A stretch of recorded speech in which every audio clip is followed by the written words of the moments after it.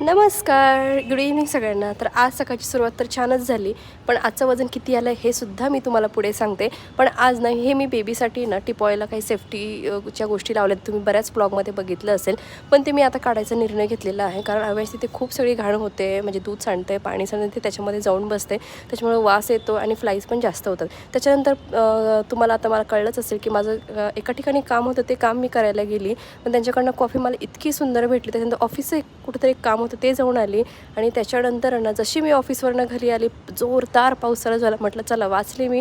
त्याच्यानंतर जशी मी घरी आली तशी अवेशला माझ्या हातूनच खायचं होतं, राणीकडनं खायचं नव्हतं किंवा त्याच्याकडनं काहीच करायचं नव्हतं. ऑब्व्हियसली हे तर जेन्युइन आहे आणि हे असं होणारच, हे मला आधीच माहिती होतं. त्याच्यानंतर संध्याकाळची वेळ होती, अवेशला थोडंसं बरं नव्हतं, म्हणून चला डॉक्टरांची व्हिजिट करायला घेऊन गेली आणि तिथे ॲज युज्युअल अवेश मस्तपैकी बॉल वगैरे खेळत होता, बाकीची मुलंसुद्धा होती. त्याच्यानंतर डॉक्टरची व्हिजिट वगैरे झाली, घरी आलो आणि घरी आल्यानंतर ना आबांसोबत पेरू खायचं आणि खूप सगळ्या गप्पा करायच्यात, असं काहीसं चालू होतं.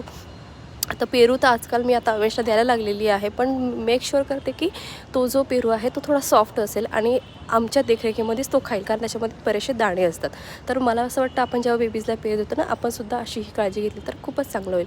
त्याच्यानंतर मला वॉकला जायचं होतं, म्हणून त्यांना बाय बाय केला आणि मी निघाली वॉकला. तर आज सकाळचं माझं वेट आलं होतं 48.15. तर हे खरंच खूप कमी आलं होतं. तर चलो ब्लॉग इथे एंड करते. बाय.